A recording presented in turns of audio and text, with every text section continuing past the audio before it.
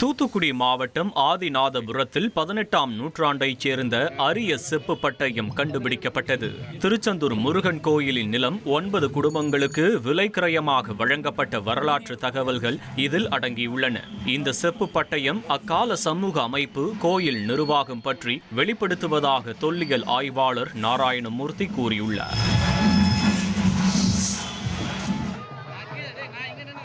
திருவண்ணாமலை மாவட்டம் கூழமந்தல் கிராமத்தில் 1000 ஆண்டுகள் பழமை வாய்ந்த ஸ்ரீ பேசும் பெருமாள் கோயிலில் மகா கும்பாபிஷேகம் வெகு விமரிசையாக நடைபெற்றது.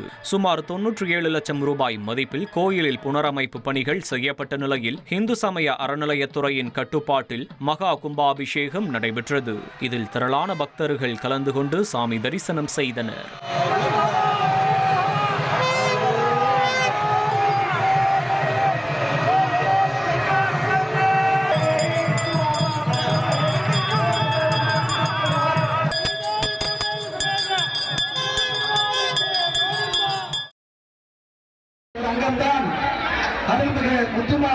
மதுராந்தகம் அருகே சூனாம்பேட்டில் உள்ள ஸ்ரீ முத்தாலம்மன் திருக்கோவிலின் 164ஆம் ஆண்டு குடமுழுக்கு நன்னீராட்டு விழா சிறப்பாக நடைபெற்றது. 3 நாட்கள் நடந்த யாக பூஜைகளுக்கு பின் விமான கலசத்திற்கு விடுதலை சிறுத்தை கட்சி தலைவர் திருமாவளவன் புனித நீர் ஊற்றி வழிபட்டார். தொடர்ந்து தீபாராதனை, நன்னீர் தெளிப்பு நடைபெற்றது. ஏராளமான பக்தர்கள் கலந்து கொண்டு சாமி தரிசனம் செய்தனர்.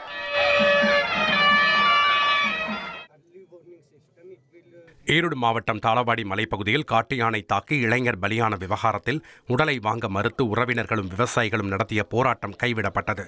உயிரிழந்த மகேஷின் குடும்பத்தினரிடம் தமிழக அரசு வனத்துறை சார்பில் நிவாரணத் தொகையாக 10 லட்சம் ரூபாய்க்கான காசோலை வழங்கப்பட்டது. மேலும் காட்டு யானைகள் வனப்பகுதியை விட்டு வெளியேறாமல் தடுக்க நடவடிக்கைகள் எடுக்கப்படும் என தெரிவிக்கப்பட்டதை அடுத்து போராட்டம் கைவிடப்பட்டது. திருப்பூர் மாவட்டம் வெள்ளக்கோவில் அருகே ஸ்பின்னிங் மில்லில் ஏற்பட்ட தீ விபத்தில் 70 லட்சம் ரூபாய் மதிப்புள்ள பாலிஸ்டர் இழைகள் மற்றும் பருத்தி பஞ்சு மூட்டைகள் எரிந்து சேதமடைந்தன. அத்தம்பாளையத்தில் செயல்பட்டு வரும் தனியார் மில்லில் மின்கசிவால் தீப்பொறிப்பட்டு நூல் தயாரிக்க வைக்கப்பட்டிருந்த பாலிஸ்டர் இழை மற்றும் பருத்தி பஞ்சு மூட்டைகள் எரிய தொடங்கின. இதனையடுத்து தொழிலாளர்கள் தீயை அணைக்க முற்பட்டதுடன் தீயணைப்புத்துறைக்கு தகவல் கொடுத்தனர். சம்பவ இடத்திற்கு வந்த தீயணைப்புத்துறையினர் சுமார் 5 மணி நேரம் போராடி தீயை கட்டுக்குள் கொண்டு வந்தனர். இந்த தீ விபத்தில் சுமார் 70 லட்சம் ரூபாய் மதிப்புள்ள பொருட்கள் எரிந்து சேதமடைந்தன. விபத்து குறித்து வெள்ளக்கோவில் போலீசார் விசாரணை மேற்கொண்டு வருகின்றனர். ராமநாதபுரம் குமரையா கோவில் பகுதியில் மாநில அளவிலான ஆணழகன் போட்டி நடைபெற்றது. இதில் ஏராளமான இளைஞர்கள் கலந்து கொண்டு தங்களது கட்டுமஸ்தான உடலை காட்டினர். பல்வேறு எடைப்பிரிவுகளில் கலந்து கொண்டு வெற்றி பெற்ற இளைஞர்கள் பரிசு தொகையையும் கேடயங்களையும் வழங்கப்பட்டது. ராமேஸ்வரம் ராமநாத சுவாமி கோவிலில் வரும் 15ஆம் தேதி சிவராத்திரி கொண்டாடப்பட உள்ள நிலையில் வேத மந்திரங்கள் முழங்க சிவாச்சாரியார்கள் முன்னிலையில் கொடியேற்றம் தொடங்கியது. சிவனுக்கு உகந்த நாளான பௌர்ணமி 14வது நாள் இரவில் சிவராத்திரி கொண்டாடப்பட்டு வருகிறது. இதையொட்டி வரும் 16ஆம் தேதி திருத்தேரோட்டமும் 17ஆம் தேதி அமாவாசை தீர்த்தவாரியும் நடைபெறும். 12 நாட்கள் தொடர்ந்து நடைபெறும் மகா சிவராத்திரி விழாவிற்கு கோவில் நிர்வாகம் சார்பில் பாதுகாப்பு ஏற்பாடுகள் மேற்கொள்ளப்பட்டுள்ளன. திருவண்ணாமலை ஐயங்குளம் எதிரில் அமைந்த ஞானாம்பிகை சமேத அருணகிரிநாதர் கோவில் மகா கும்பாபிஷேகம் வெகு விமர்சையாக நடைபெற்றது. காஞ்சி காமகோட்டி பீடம் சங்கர விஜயேந்திர சரஸ்வதி சுவாமிகள் கும்பாபிஷேக விழாவில் பங்கேற்று அருணகிரிநாதர் கோபுர கலசத்தில் புனித நீர் ஊற்றி நிகழ்வை நடத்தினார். பல யாகங்கள், தீபாராதனைகள் மற்றும் புனித நீர் ஊர்வல்கள் தொடர்ந்து நடைபெற்றன. தமிழக துணை சபாநாயகர் கு பிச்சாண்டி மற்றும் ஏராளமான பக்தர்கள் விழாவை காண பங்கேற்றனர்.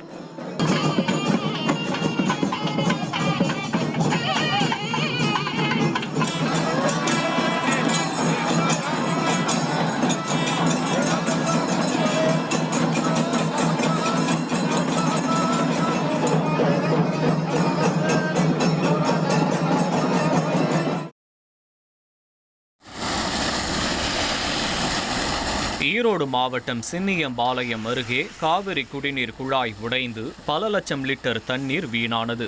மொடக்குறிச்சி, லக்காபுரம், ஊஞ்சப்பாளையம் போன்ற சுற்றுவட்டார பகுதிகளுக்கு நீர் வழங்கும் குழாயில் உடைப்பு ஏற்பட்டது தொடர்பாக பொதுமக்கள் புகார் அளித்தும் அதிகாரிகள் விரைந்து வராததால் பல லட்சம் லிட்டர் தண்ணீர் வீணாக சாலையில் சென்றது. பின்னர் அதிகாரிகள் அங்கு விரைந்து தண்ணீர் விநியோகத்தை நிறுத்தி குழாயை சீரமைக்கும் பணியில் ஈடுபட்டனர்.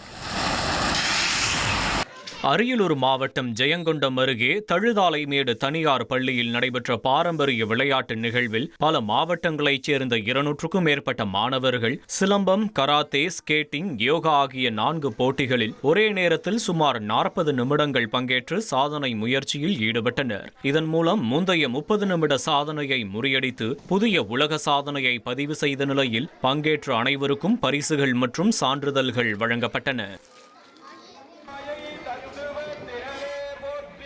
காஞ்சிபுரம் அருகே திம்மராஜம்பேட்டையில் உள்ள ராமலிங்கேஸ்வரர் கோவிலில் மகா கும்பாபிஷேகம் வெகு விமர்சையாக நடைபெற்றது. 500 ஆண்டுகள் பழமையான இந்த கோவிலில் 12 ஆண்டுகளுக்கு பின் நடந்த இந்த விழாவில் செந்தமிழ் ஆகம முறையில் பூஜைகள், யாகங்கள் நடைபெற்றன. இதில் ஆயிரக்கணக்கான பக்தர்கள் கலந்து கொண்டு தரிசனம் செய்தனர்.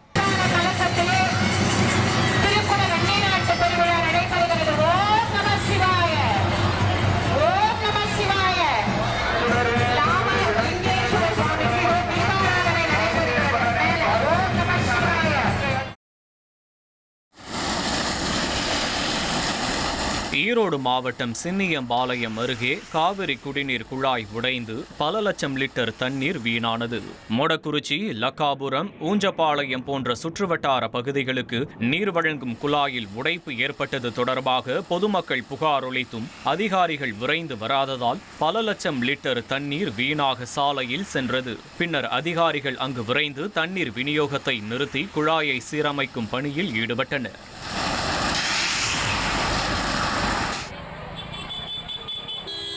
மாசி மாத தேரோட்டத்தை முன்னிட்டு இனாம் சமயபுரம் ஆதி மாரியம்மன் கோவிலில் ஆண்டுதோறும் நடைபெறும் பூச்சொரிதல் விழா இன்று வெகு விமர்சையாக தொடங்கியது. மேளதாளங்களுடன் பூக்கள் ஊர்வலமாக கொண்டு வரப்பட்டு அம்மனுக்கு சாற்றப்பட்டன.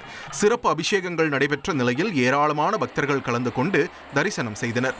மாசி மாத தேரோட்ட விழா மார்ச் 1ஆம் தேதி நடைபெற உள்ளது.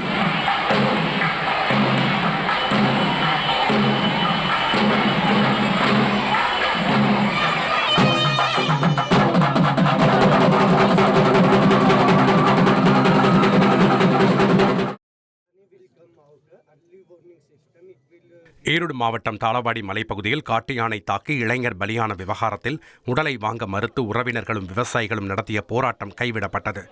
உயிரிழந்த மகேஷின் குடும்பத்தினரிடம் தமிழக அரசு வனத்துறை சார்பில் நிவாரணத் தொகையாக 10 லட்சம் ரூபாய்க்கான காசோலை வழங்கப்பட்டது. மேலும் காட்டு யானைகள் வனப்பகுதியை விட்டு வெளியேறாமல் தடுக்க நடவடிக்கைகள் எடுக்கப்படும் என தெரிவிக்கப்பட்டதை அடுத்து போராட்டம் கைவிடப்பட்டது. மலேசியாவில் இந்திய வம்சாவளி தலைவர்களை பிரதமர் நரேந்திர மோடி சந்தித்தார். இச்சந்திப்பு குறித்து சமூக வலைதள பக்கத்தில் வெளியிட்டுள்ள பதிவில் மலேசியாவில் அமைச்சர்கள் மற்றும் செனட்டர்கள் உள்ளிட்ட இந்திய வம்சாவளியைச் சேர்ந்த மிக சிறந்த தலைவர்களை சந்தித்து பேசியதாக தெரிவிக்கப்பட்டுள்ளது. இந்த தலைவர்கள் இந்தியாவுடன் கொண்டுள்ள ஆழ்ந்த உணர்வுபூர்வமான பிணைப்பு கலந்துரையாடலின் போது வெளிப்படையாக தெரிந்ததாக பிரதமர் குறிப்பிட்டுள்ளார். பொது வாழ்வில் இந்த தலைவர்கள் எட்டியுள்ள சாதனைகள் மற்றும் அவர்களின் பங்களிப்புகள் ஒவ்வொரு இந்தியருக்கும் அளவற்ற பெருமிதத்தை அளிப்பதாகவும் புகழாரம் சூட்டியுள்ளார். மகாராஷ்டிரா மாநிலம் பிவண்டி பகுதியில் தனியார் மெத்தை சேமிப்பு கிடங்கில் பயங்கர தீ விபத்து ஏற்பட்டது. தீயை அணைக்க தீயணைப்பு வீரர்கள் போராடிய நிலையில் கூடுதல் தீயணைப்பு வாகனங்கள் வரவழைக்கப்பட்டு தீயை அணைக்கும் பணியானது நடைபெற்றது. இந்த சேமிப்பு கிடங்கில் மெத்தை மற்றும் காகித பொருட்கள் குவிக்கப்பட்டிருந்ததால் தீ வேகமாக பரவியுள்ளது. லத்தீன் அமெரிக்க நாடுகள் விவகாரங்களில் அமெரிக்காவின் தலையீட்டை கண்டித்து மெக்சிகோ சிட்டியில் திரளானோர் பேரணியில் ஈடுபட்டனர். வெனிசுலாவில் அமெரிக்க படைகளால் கைது செய்யப்பட்ட அந்நாட்டு அதிபர் மதுரோவை விடுதலை செய்ய வேண்டும் என போராட்டக்காரர்கள் வலியுறுத்தினர். வெனிசுலாவில் அமெரிக்கா மேற்கொண்ட ராணுவ நடவடிக்கைக்கு எதிராக மெக்சிகோ அரசு கண்டனம் தெரிவித்துள்ளதுடன் ஐக்கிய நாடுகள் சபை வழிகாட்டுதலின்படி பேச்சுவார்த்தை மற்றும் தூதரக அணுகுமுறைகளே தீர்வாக இருக்க வேண்டும் என மீண்டும் வலியுறுத்தியுள்ளது. பாகிஸ்தானின் தலைநகர் இஸ்லாமாபாத்தில் உள்ள ஷியா மசூதியில் நடந்த தற்கொலைப்படை தாக்குதல் தொடர்பாக 4 பேர் கைது செய்யப்பட்டுள்ளனர். இதை அந்நாட்டின் உள்துறை அமைச்சர் மோக்சின் நக்வி உறுதிப்படுத்தியுள்ளார். பெஷாவர் மற்றும் நோஷேரா பகுதிகளில் நடத்தப்பட்ட ஆபரேஷனில் இந்த 4வரும் பிடிபட்டதாக தெரிவிக்கப்பட்டுள்ளது. இந்த நடவடிக்கையில் ஒரு போலீஸ் அதிகாரி உயிரிழந்ததுடன் 3 காயமடைந்தனர். கடந்த வெள்ளிக்கிழமை மசூதியில் நடந்த தாக்குதலில் 32 பேர் உயிரிழந்தனர். 170க்கும் மேற்பட்டோர் காயமடைந்தனர். இந்த தாக்குதலுக்கு IS தீவிரவாத அமைப்பு பொறுப்பேற்றுள்ளது. நகரம் முழுவதும் பாதுகாப்பு பலப்படுத்தப்பட்டுள்ளது. இத்தாக்குதல் இஸ்லாமாபாத்தில் கடந்த 10 ஆண்டுகளில் நடந்த மிக மோசமான தாக்குதலாக கருதப்படுகிறது. மத்திய பிரதேசம் மாநிலம் இந்தூரில் நடைபெற்ற வீல் சேர் கிரிக்கெட் போட்டித் தொடரின் இறுதிப் போட்டியுடன் வெற்றிகரமாக நிறைவடைந்தது. இந்த போட்டித் தொடரில் 5 மாநிலங்களைச் சேர்ந்த அணிகள் கலந்து கொண்டு தங்கள் திறமையை வெளிப்படுத்தின. தி எமரால்டு ஹைட் இன்டர்நேஷனல் ஸ்கூல் மைதானத்தில் நடைபெற்ற இந்த போட்டிகள் மாற்றுத்திறனாளி விளையாட்டு வீரர்களின் தன்னம்பிக்கை மற்றும் விளையாட்டு ஆற்றலை வெளிக்காட்டும் நிகழ்வாக அமைந்தது.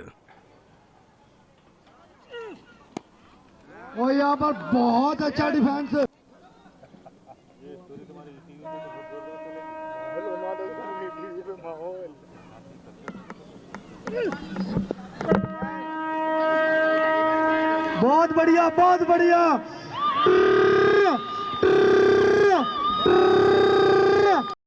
ஸ்பெயினின் தெற்கு பகுதியான ஆண்டலூசியாவில் வரலாறு காணாத கனமழையால் பல்வேறு நகரங்கள் வெள்ளத்தில் மிதக்கின்றன.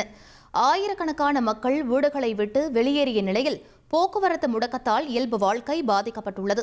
எங்கு பார்த்தாலும் தண்ணீர் தேங்கி நிற்பதால் பல பகுதிகள் தனித்தீவாக மாறியுள்ளன.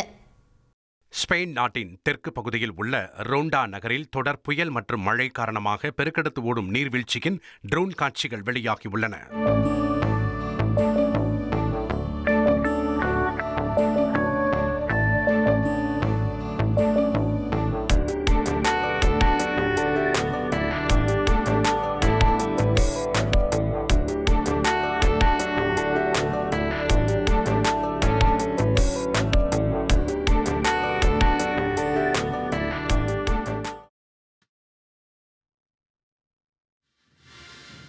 பெரு நாட்டின் புனோவில் 59வது பாரம்பரிய நடனப் போட்டி கோலாகலமாக நடைபெற்றது.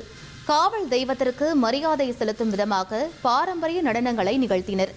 நடனங்களில் மலை பேய், தீய ஆவி என்ற புராண கதாபாத்திரங்களை வேடமாக அணிந்து வந்து 90 குழுக்கள் நடனமாடினர்.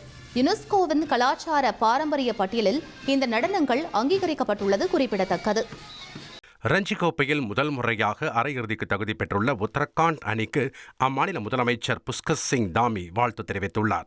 காலிறுதியில் அந்த அணி ஜார்க்கண்ட் அணியை இன்னிங்ஸ் மற்றும் 6 ரன்கள் வித்தியாசத்தில் வெற்றி கொண்டதன் மூலம் அரையிறுதிக்கு தகுதி பெற்றுள்ளது.